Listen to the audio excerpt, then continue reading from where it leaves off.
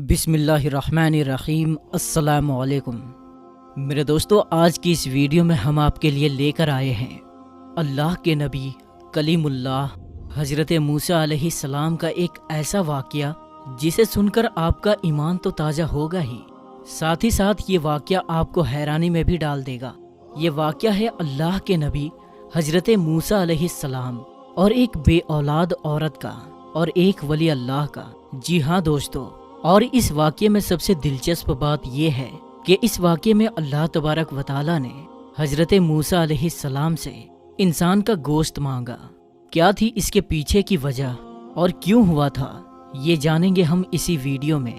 تو میرے دوستو، ہماری آپ سے گزارش یہ ہے کہ اس واقعے کو پوری طرح سے سمجھنے کے لیے اس ویڈیو کو آخر تک ضرور دیکھیں، اور اگر ابھی تک آپ نے ہمارے یوٹیوب چینل کو سبسکرائب نہیں کیا ہے تو ابھی سبسکرائب کر لیں اور ساتھ میں لگے بیل آئیکن کو ضرور دبا دیں۔ تو چلیے دوستو، ویڈیو شروع کرتے ہیں۔ میرے دوستو، جیسا کہ آپ اور ہم سب جانتے ہیں کہ اللہ کے جلیل القدر پیغمبر کلیم اللہ حضرت موسیٰ علیہ السلام اللہ تبارک و تعالی سے ہم کلام ہوا کرتے تھے۔ آپ کو اس لیے کلیم اللہ کہا جاتا ہے کہ آپ اللہ تبارک و تعالی سے کلام کیا کرتے تھے۔ ایک مرتبہ کا ذکر ہے کہ آپ اللہ کے نبی حضرت موسیٰ علیہ السلام کوہ طور پر تشریف لے جا رہے تھے اللہ تبارک و تعالی سے ہم کلام ہونے کے لیے، کہ تبھی آپ حضرت موسیٰ علیہ السلام کو راستے میں ایک عورت ملی۔ اس عورت نے آپ حضرت موسیٰ علیہ السلام سے آ کر پوچھا کہ اے اللہ کے نبی، اے موسیٰ علیہ السلام، میری کوئی بھی اولاد نہیں ہے۔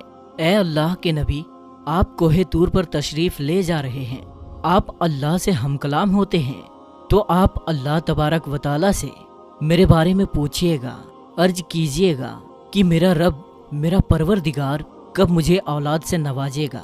اس عورت کی بات سن کر آپ حضرت موسیٰ علیہ السلام نے فرمایا، ٹھیک ہے، میں اللہ تبارک و تعالی سے ہم کلام ہوتے وقت تمہاری بات اللہ کے حضور ضرور پیش کروں گا۔ اس کے بعد آپ حضرت موسیٰ علیہ السلام کوہ طور پر چلے گئے، اللہ تبارک و تعالی سے ہم کلام ہوئے، اور اللہ تبارک و تعالی سے اس عورت کے متعلق حضرت موسیٰ علیہ السلام نے پوچھا، تو اللہ تبارک و تعالی نے ارشاد فرمایا، اے موسیٰ، اس کی قسمت میں کوئی اولاد نہیں ہے۔ اس کے بعد جیسے ہی حضرت موسیٰ علیہ السلام کوہ طور سے واپس جانے لگے تو انہیں اس عورت کا خیال آ گیا، اور اس عورت کے پاس جا کر اللہ کے نبی حضرت موسیٰ علیہ السلام نے اس عورت سے فرمایا، اللہ تبارک و تعالی نے فرمایا ہے کہ تمہارے نصیب میں کوئی اولاد نہیں ہے۔ جیسے ہی اس عورت نے یہ سنا تو وہ بہت زیادہ رونے لگی، اور وہ عورت بہت روئی، مگر کیا کرتی، کوئی چارہ بھی تو نہیں تھا۔ بہرحال اس بات کو وقت گزر گیا۔ پھر ایک مرتبہ کا ذکر ہے کہ ایک دن ایک فقیر اسی عورت کے گھر کے باہر صدا لگاتے ہوئے جا رہے تھے، میں بہت بھوکا ہوں، مجھے کوئی روٹی دے دو۔ جیسے ہی اس عورت نے ان فقیر کی صدا سنی تو وہ عورت فوراً اپنے گھر سے باہر نکل آئی۔ تو فقیر نے اس عورت سے کہا، اے عورت، تو مجھے جتنی روٹی دے گی اللہ تبارک و تعالی تجھے اتنے ہی بیٹے دے گا۔ وہ عورت فقیر کی بات سن کر بڑی خوش ہوئی، اور وہ اپنے گھر میں گئی اور اس نے 4 روٹیاں لا کر ان فقیر کو دے دی۔ وہ فقیر بہت خوش ہوئے اور وہ وہاں سے دعا دیتے ہوئے چلے گئے۔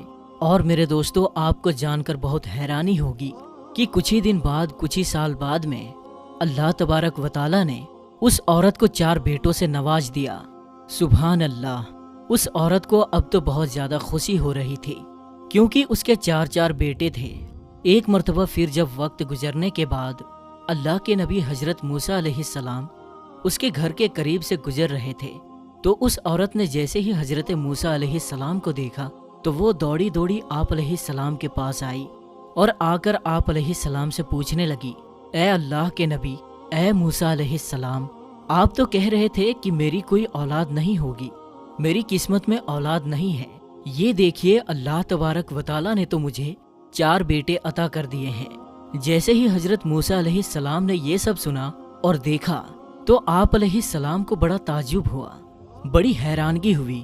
آپ موسیٰ علیہ السلام کوہ طور پر چلے گئے اللہ تبارک و تعالی سے ہم کلام ہونے، اور اس عورت کے متعلق آپ نے اللہ تبارک و تعالی سے پوچھا کہ اے اللہ، تو نے فرمایا تھا کہ اس عورت کی تو کوئی اولاد ہی نہیں ہوگی، لیکن اے اللہ اس کے یہاں تو 4 بیٹے ہو گئے ہیں۔ اے پروردگار عالم، یہ کیا معاملہ ہے؟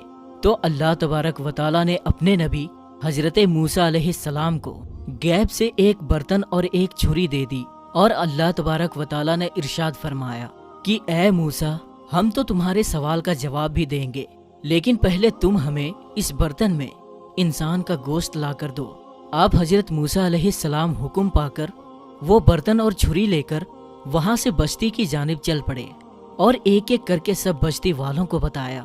آپ علیہ السلام نے بستی والوں کو بتایا کہ اللہ تبارک و تعالیٰ نے انسان کا گوشت منگوایا ہے، لیکن تعجب کی بات یہ تھی کہ گوشت دینے سے صاف صاف انکار کر دیا، کوئی بھی اپنا گوشت دینے کے لیے راضی نہ ہوا۔